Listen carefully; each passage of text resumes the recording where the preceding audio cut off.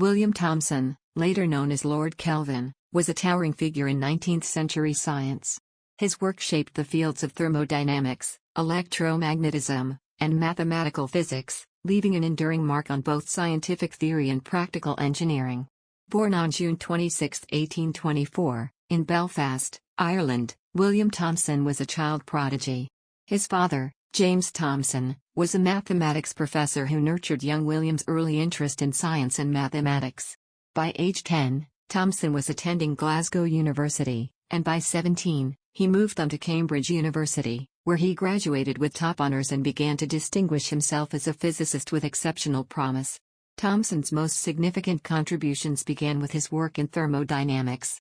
He helped formalize the second law of thermodynamics and introduced the concept of absolute zero, the lowest possible temperature where all molecular motion ceases. This led to the development of the Kelvin temperature scale, which is still used in scientific measurements today. In 1848, Thomson published a paper defining absolute temperature, proposing that temperature should be measured from absolute zero, thus creating the Kelvin scale. Unlike Celsius or Fahrenheit, this scale starts at 0 K, absolute zero, making it ideal for scientific research. Today, Kelvin, K, is the SI unit of temperature.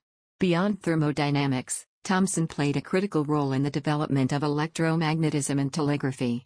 He collaborated with physicist James Clerk Maxwell, refining mathematical equations that describe how electric and magnetic fields interact. His engineering insight proved invaluable in laying the first transatlantic telegraph cable, connecting Europe and North America for real-time communication in 1866.